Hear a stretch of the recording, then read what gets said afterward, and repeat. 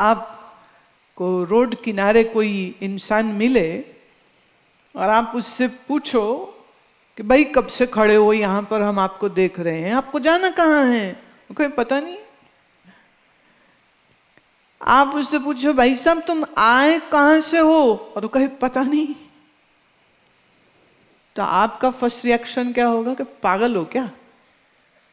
बोलोगे कि नहीं? हाँ, पागल लगेगा कि नहीं तुमको? चलो एक प्रश्न मैं तुमसे पूछती हूँ, कहाँ से आए हो? चिंचिनवाड़ी मत बोल देना, वो तो इस शरीर का, इस शरीर रूपी कार की गैराज का एड्रेस है। This body is a car and this car rests in a garage, and that garage is the house, the home address. But I am talking about you. Where have you come from? मैंने ये नहीं कहा शरीर कहाँ से आया। कहाँ से आए पता नहीं, मरेगा शरीर तो जाओगे कहाँ भाई साहब? क्या प्लान है? एक ने कहा जी के घिसा पिता है चुटकुला पर अच्छा है, प्रसंग होते इसलिए कहती हूँ। एक स्कूल में टीचर ने कहा कि भाई who would like to go to heaven? Every child sitting in the class raised his hand. I would like to go heaven, but this boy, एक लड़का जो सामने बैठा था, उसे हाथ नहीं खड़ा किया। टीचर कहती अरे क्यों भाई, तुमको स्वर्ग नहीं जाना? मैं पूछ रही हूँ स्वर्ग कौन जाना चाहते हैं, तो तुमने हाथ क्यों नहीं खड़ा किया? कहते जी मम्मी ने कहा था स्कूल से सीधे घर आना और कहीं नहीं जाना।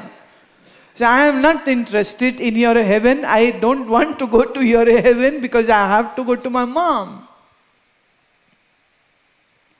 सब सोचते तो यही है ना, अच्छे कर्म करते हैं, कभी कभी दान पुण्य करते हैं, कहीं कोई धर्मशाला मंदिर भी हमने बनवाया है, कभी कभी ब्राह्मण को भी कुछ देते हैं, कभी कभी गुरु महाराज के भी कुछ पैसा चढ़ा आते हैं, तो स्वर्ग तो पक्का ही जाएंगे, भगवान के घर जावे न जावे, स्वर्ग तो जरूर जाएंगे। But I always say this, जो गए उन्होंने लौट के कभी बताया नहीं, ना कभी SMS आया कि स्वर्ग में ठीक से पहुंच गए हैं। आया आपको कभी क्या? कभी नहीं आया।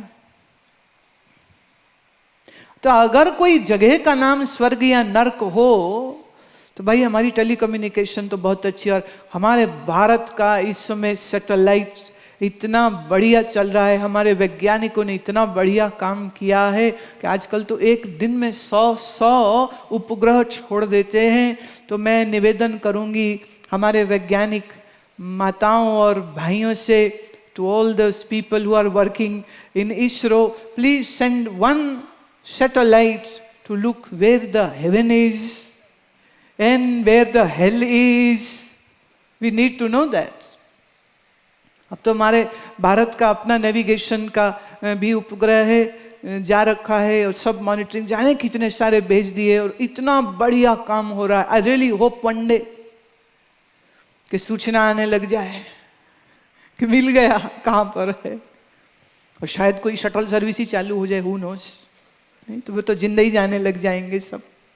खैर, विषय ये है हाइपोथेटिकली नहीं, कल्पना से नहीं, अनुमान से नहीं, अनुभव से मालूम होवे कि आए कहां से और जाएंगे कहां। पर एक बात तो तय है कि ये शरीर तुम्हारी असली पहचान नहीं है, ये तुम नहीं हो, और ये मरने वाला है।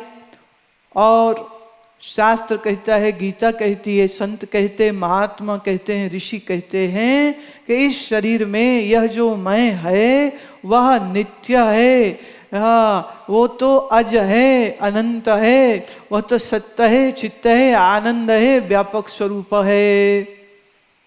पर प्रश्न ये उठता है कि क्या तुम्हारी मन बुद्धि इस बात को समझती है कि नहीं समझती?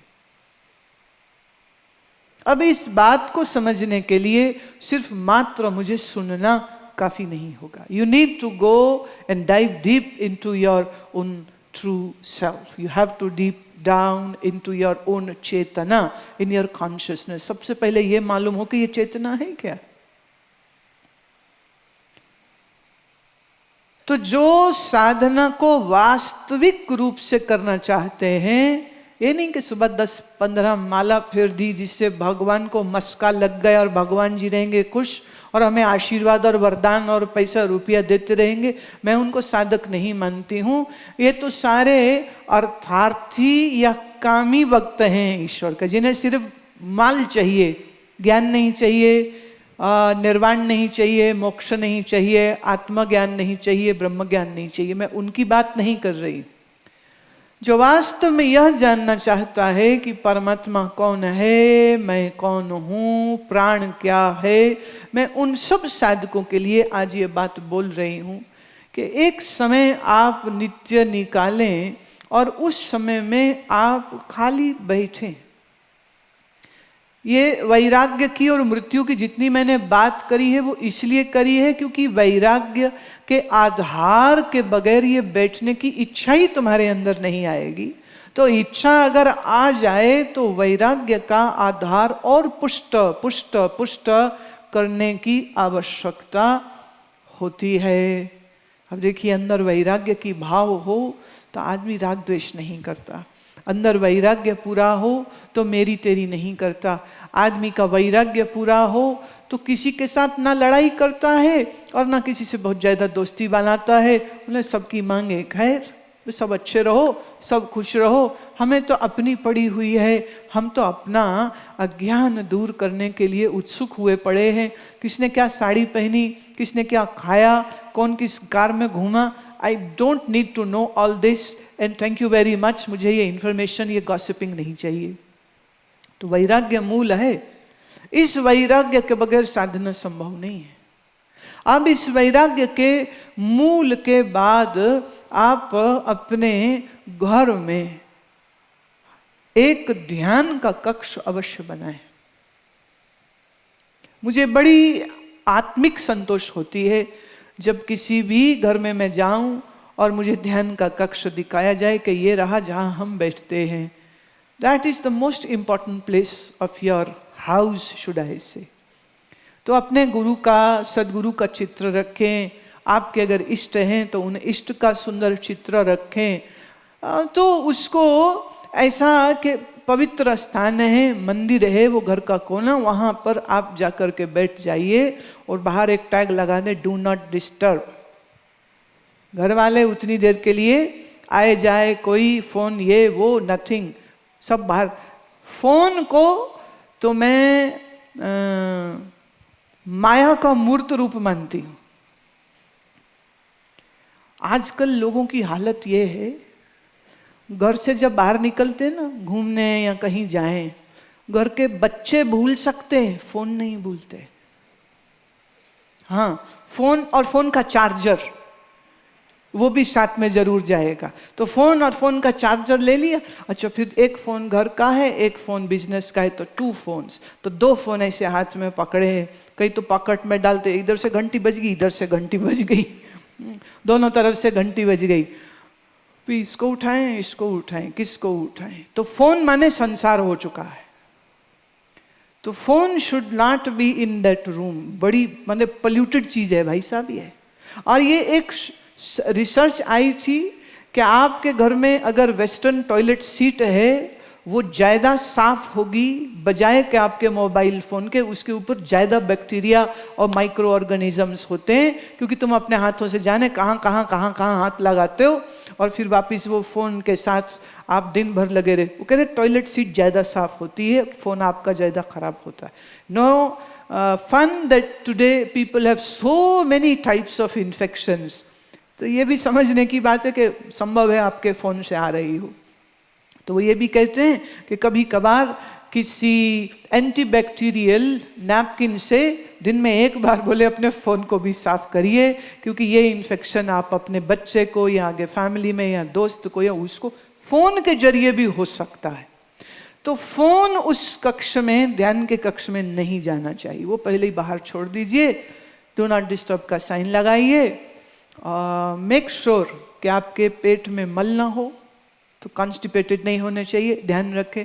त्रिफला का पानी पिए, स्वादिष्ट विरेचन लेवें, कैस्टर ऑयल लेवें। आपके शरीर को जो अनुकूल है वो अपने आयुर्वेदाचार्य से पूछें। पेट में मल ना हो, वायु ना हो, और मुंह हाथ धो करके अपने आसन में बैठ जाए। थोड़ी देर के लिए आपने गुरु मंत्र का आप चाहें तो जप करें। थोड़ा बाहर संसार की जो धूल मिट्टी है उसको भी हटाना आवश्यक है। और फिर उसके बाद कुछ समय प्राणायाम करें।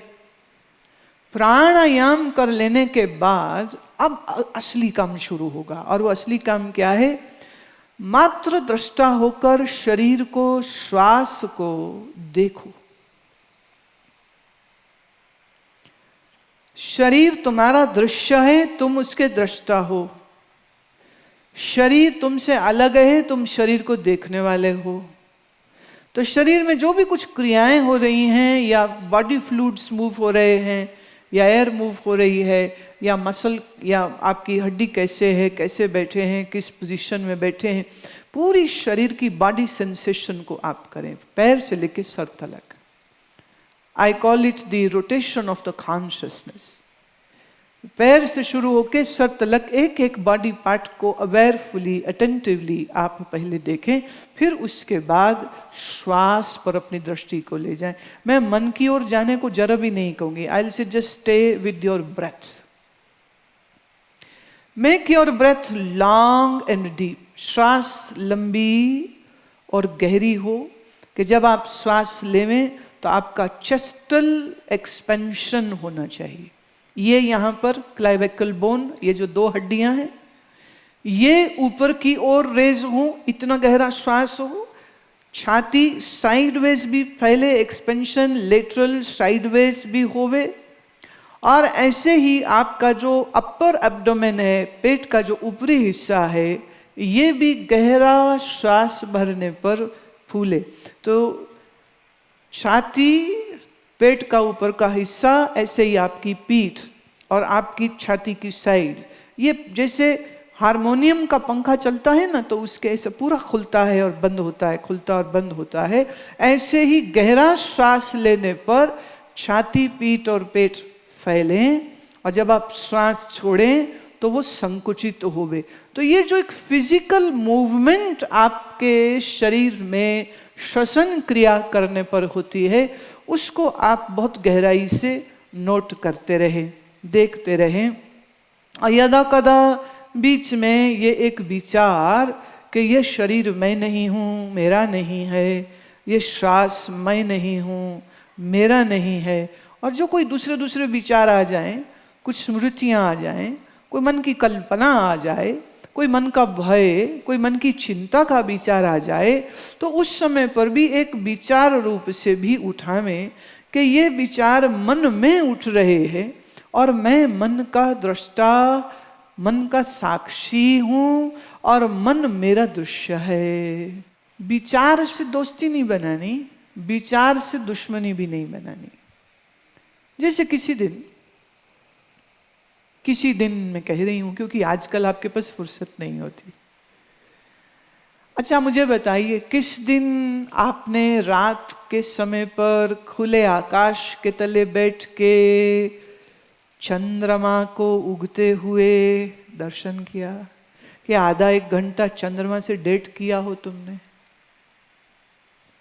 कब ऐसा शुभ दिन आया कि जब आप सूर्य उदय से पहले बाग बगीचे में या घर की छत में या अपने फ्लैट की बैल्कनी में जाके बैठ गए कि सूर्य देव के वास करके आने से पूर्व ही तुम स्नान करके एकदम तैयार होकर के सूर्य उदय को देखने के लिए उस बैल्कनी में तुम बैठ जाओ, या छत में या बाग में, और उगते हुए सूर्य पर त्राटक करना। मैं समझती हूँ कि कोई भी साधक जो ये चाहता है कि उसकी आध्यात्मिक उन्नति होवे, तो मेरा सुझाव है कि सुबह में सूर्य पर, सूर्य जब उगता है, जैसे प्राची लाल हुई, जहाँ दिखना शुरू हुआ, तब से लेके अगले 10 मिनट तक ये टाइम ऐसा है जब आप सूर्य पर त्राटक कर सकते हैं। After 10 minutes then it is not advisable at all, फिर सूर्य पर त्राटक नहीं करनी चाहिए। जिन स्वामी बुआ जी की मैंने बात करी थी वो 125 के होकर के भी उन्हें रीडिंग ग्लासेस की जरूरत नहीं थी, बिना चश्मे के पढ़ते थे। सुनने में उन्हें कोई दिक्कत नहीं थी, कोई कान में मशीन नहीं थी उनके, पाचन में उनके कोई दिक्कत नहीं थी, मुझसे ज्यादा वो भोजन खा सकते थे और एक डकार भी नहीं लेते थे। तो नेत्र की ज्योति जो है उसको लंबे समय तक चलाने के लिए एक ये बहुत बड़ा हमारे ऋषियों का दिया हुआ सूत्र है कि सुबह में सूर्य पर त्राटक करना ये बहुत उत्तम होता है। ऐसे ही कभी बादल हो आकाश में और तुम जरा बादलों को देखो तो देखो और बादल आए और गए और आए और गए। ऐसे ही साधक जब बैठेगा तो मन में विचारों के बादल आएंगे, पकड़ो मत उनको, आएंगे तो चले भी जाएंगे। Let them come, let them, don't fight, don't be attached with the thoughts which come. हमारी आदत है, हम जुड़ जाते हैं, दुख का है तो भी, सुख का है तो भी, स्मृति अच्छी है तो भी, स्मृति बुरी है तो भी। लेकिन साधक आसनस्थ होकर बैठे, शरीर और श्वास के प्रति जागरूक होकर और देखते रहे देखते रहे देखते रहे। अब जितना समय तुम बिना हिले डुले बैठ सको उतना ही अच्छा है। हो सकता है पहले दिन शायद 10 मिनट ही बैठ पाओ, पर रोज बैठने लग जाओगे तो 10 मिनट कब 1 घंटा और कब 2 घंटे में बदल जाएगा पता भी नहीं चलेगा। सबसे सरल साधना आज मैं आपको कह रही हूं।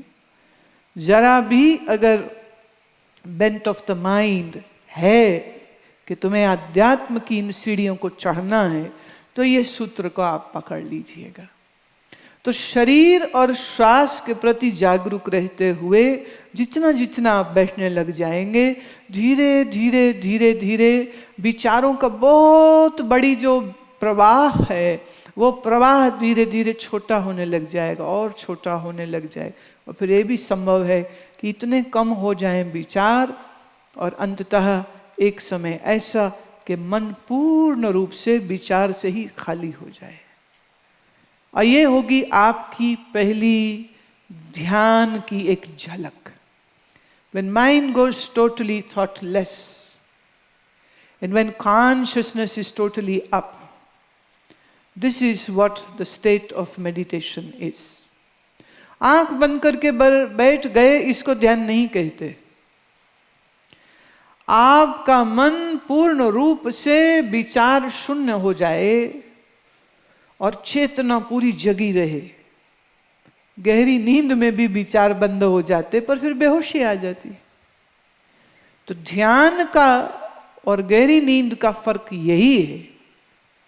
गहरी नींद में बेहोशी है, ध्यान में पूरी होश। अब ये होश को साधेंगे तो सधते सधते सधते सधेगी, एक ही दिन में काम नहीं हो जाएगा। तो 10 मिनट 15 मिनट से शुरू करें। अच्छा, मन है ना बहुत मदारी का बंदर होता है ना, जैसे ये बंदर का बच्चा है ये मन, टिकता नहीं, भागेगा, ये करना है वो करना है, वो काम था ये काम था, उसने आना उसने जाना। तो ये जो ड्रामाबाजी है ना मन की, ये उसकी ज्यादा जोर से चलेगी जिसके वैराग्य का कुछ कमी होती। इसलिए मैंने पहले ही कह दिया, वैराग्य पूर्ण हो। और सत्य ये है, हमारे अंदर वैराग्य तभी आता है जब कोई हमारे आसपास दुख की घटना घट जाती या कोई मर जाता है। फिर ऐसा झटका लगता है ना, ऐसा झटका लगता, फिर एकदम लोग ऐसे से हो जाते। दुखी हो, शोकग्रस्त हो, उसको कहो चलो MG रोड घूम के आते हैं, तो कहेगा जब बैठ मुझे नहीं जाना। अच्छा, उसे बोलो वहां सेल लगी है चलो, और वो शोकग्रस्त है, वो दुखी है, वो कहेगा नहीं मेरा मन नहीं कर रहा। भाई साहब तुम जाओ, हमको तो नहीं जाना। तो जब दुख मन के घोड़े पर ब्रेक लगा सकता है, तो हमारे कुछ एक भक्तों ने ये कही कि प्रभु हमें सुख मत देना, हमें तो दुख ही दे दे, क्योंकि दुख के आने पर ही मन टिकता है, नहीं तो मन दुनिया की दौड़ लगाना चाहता है। रजोगुण रजोगुण रजोगुण, यहाँ जाओ वहां जाओ, चंचल चंचल चंचल, तो ये मन को ठहराता है दुख। बड़ा ये भयंकर, मैं कहूंगी बड़ा कड़वा, it's very difficult thing to accept what I am going to say. पर भक्त ने बहुत सुंदर ये दोहा कहा। भक्त कहते हैं, सुख के माथे सिल पड़े, सुख के माथे सिल पड़े, नाम हृदय से जाए, बलिहारी मैं दुख के, जो पल पल नाम रटाए,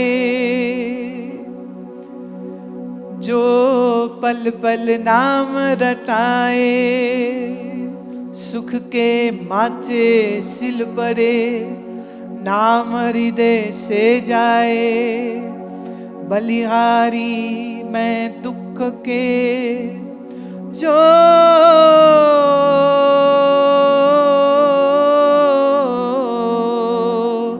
पल पल नाम रटाए।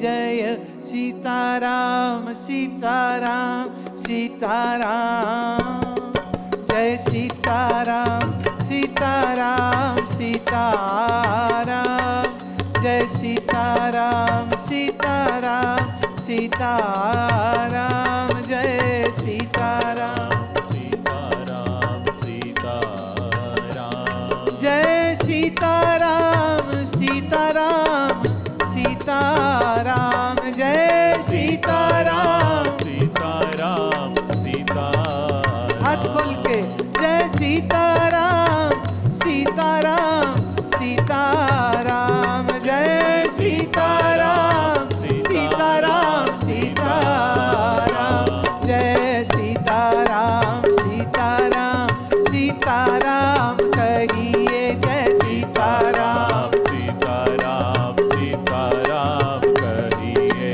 जाहि विधि राखे राम, ताहि विधि रहिए, जाहि विधि राखे राम, ताहि विधि रहिए, जाहि विधि राखे राम, ताहि विधि रहिए, जाहि विधि राखे राम, ताहि विधि रहिए। जय सीताराम सीताराम सीताराम, कहिए सीताराम सीताराम सीताराम कहिए।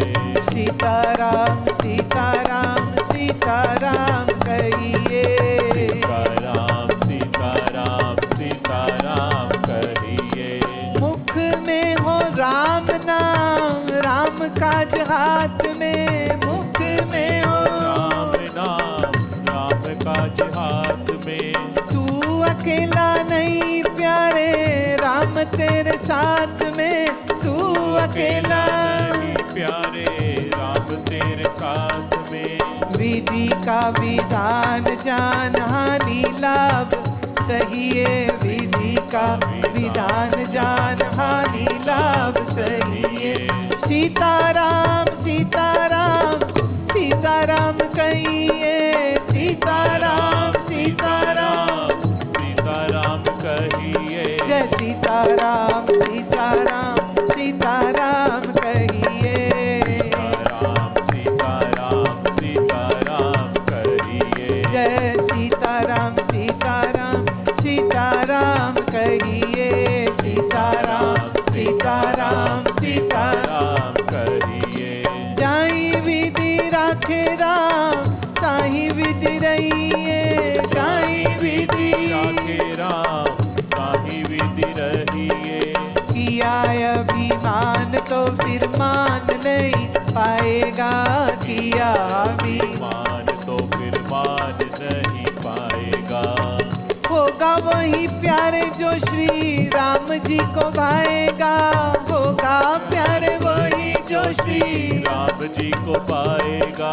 फल शुभ कर्म करते रहिए, फल आशा त्याग शुभ कर्म करते रहिए। जय सीताराम, सीताराम कहिए, सीताराम सीताराम, सीताराम कहिए, सीताराम सीताराम, सीताराम कहिए, सीताराम सीताराम सीताराम कहिए, सीताराम सीताराम, सीताराम कहिए, सीताराम सीताराम सीताराम कहिए, जय सीताराम सीताराम, सीताराम कहिए, सीताराम सीताराम सीताराम कहिए, सीताराम सीताराम, सीताराम कहिए, सीताराम सीताराम सीताराम कहिए, सीताराम सीताराम, सीताराम कहिए, सीताराम सीताराम सीताराम कहिए। दुख आया, भगवान याद आ गए।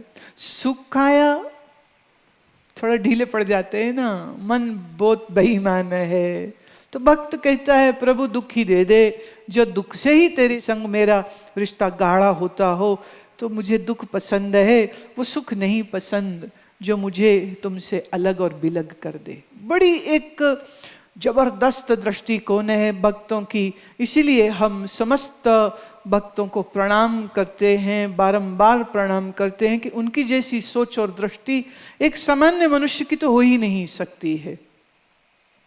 और हमें यही प्रयास भी करना चाहिए कि हम सामान्य रहें भी नहीं।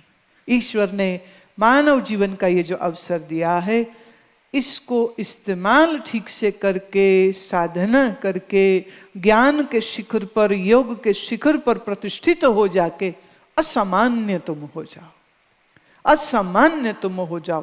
खा पी करके मरो नहीं, खा पी करके जियो, और जी के खूब योग करो और खूब ध्यान करो, अपने आप की पहचान करो कि आए कहाँ से, जाएंगे कहाँ पर, जन्म क्या है, मृत्यु क्या है, मैं कौन हूँ, ईश्वर क्या है। ये सब जानने के बाद तुम कहोगे जी फायदा क्या होगा।